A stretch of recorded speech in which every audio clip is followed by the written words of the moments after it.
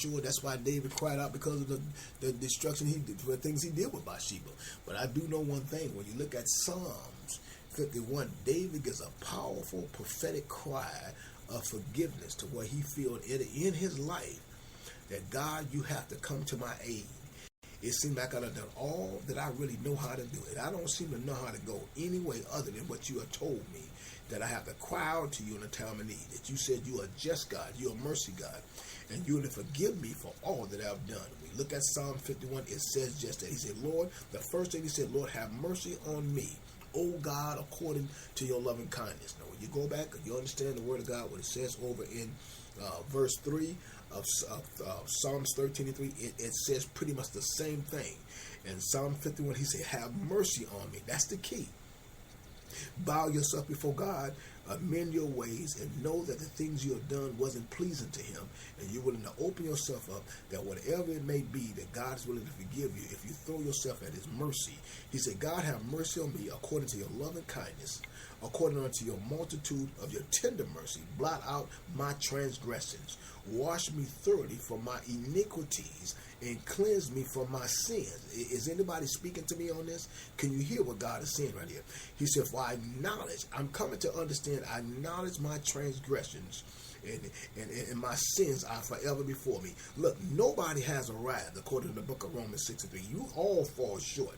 There's going to be something in every one of our lives that we got to deal with. Even me as Pastor Ellis, even as Barack Obama, even as, I'm just putting it out there, even as T.D. Jake, even as Bill Winston, even as my apostle, Apostle Oscar Walker, Bill Winston. Everybody has sins before them they got to tackle and deal with. No man has arrived to the point that they got to feel that their stuff is a little bit better than anybody else. Remember what the word of God said? He gives every man a measure of faith. The same thing he gave a measure of faith, he gave every man a measure of mercy.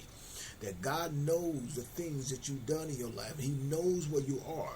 All God has asked you to do is amend your ways, as he says over in the book of Psalm 51 in verse 2. Wash me thoroughly from my iniquities. Cleanse me from my sin. Look, I got to realize and acknowledge my transgressions and my sins are ever before me. There's some things I'm going to get into. But he goes on in the 4th verse, he begins to calm it down. He said, against thee only have I sinned. It wasn't against man. Don't let man come to you and point their finger at you and feel when they point their finger at you that they're more better than you. Remember the word of God decrees and declares a man ought not think of himself as being more highly than he ought to think. Now he said that you can't think high, but you can't look up on another person as if his sins are worse than your sins. Sin is sin. And we all fail short, according to what God has told me. The word of God has told me. All men has fallen short. And since we still here, we ain't made it there. So since we ain't there, we still is. And since we still is, we still got to go through what God is showing us. So he said, against thee only have I sinned, and done this evil in your sight, that thou mayest be justified when thou speakest, and be clear when you judgest. Now, this is strong when we talk about the 51st Psalms, because he makes it very clear that David said, look, I'm throwing my hands up. I can't do it anymore. He goes on in the 6th verse of Psalms 13 and 6. He said, I will sing songs unto the Lord, because I have had dealt bountifully with him. I mean, I came to God. I solidified myself to God. I amend my ways. I recognize, according to the word of God, in Psalm 51 and 4, against thee only have I sinned, and done this evil sight, that thou mayest justify when thou speakest. He's saying that, look, Lord, only you know. I don't got to appease and please man, but even though I want to be obedient to those who are over me, but at the same token, if they're misusing the word to such a way to try to use it against me to make me feel guilt in the things that I've done, lest they sleep the same death too, because they have sinned and come short. They are no better than me.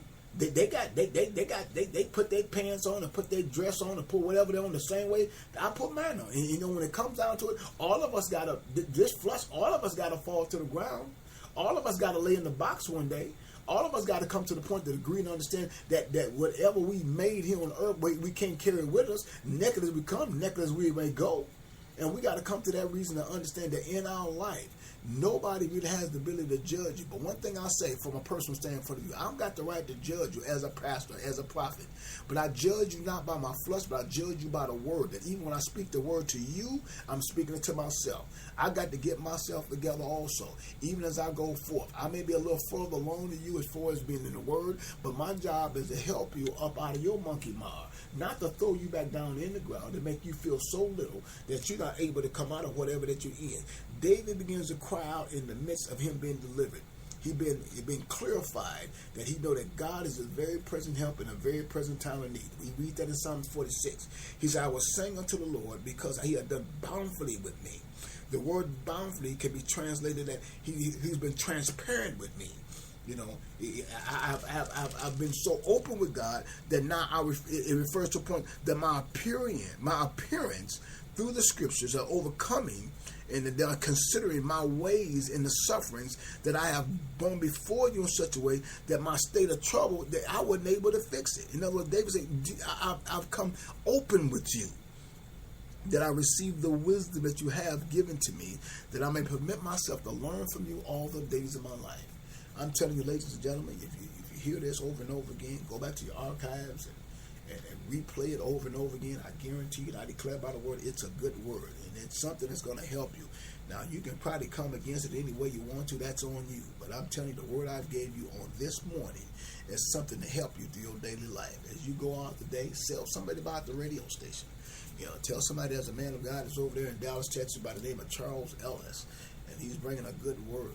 Those of you who don't have a chance to come out to services on Sunday morning, which we do have our services on the second and fourth Sunday, and our first and third Sunday is always our radio programs. But we ask you to invite your friends out. We don't mind you giving us a call here at Harvest New Life Church, and we don't mind you emailing us. Matter of fact, the email us is Harvest New Life Church.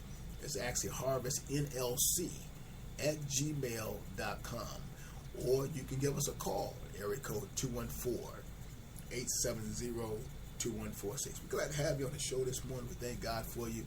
We believe that God has always got a plan for your life according to his will, according to his power and his purpose. We ask God to put his loving hands around you, to protect you, and keep you as you go forth. We ask you to continue to keep up with the show. Visit us on our website at harvestnewlifechurch.com. Look at some of the reports from guys in the Spreaker, even on the Spreaker show. And go back and listen to them over and over again. I guarantee you, it may not line up the way you need one to line up, but it'll line up according to the Spirit. God bless each and every one of you. Thank you. And I pray that your day goes well. In a fantastic day.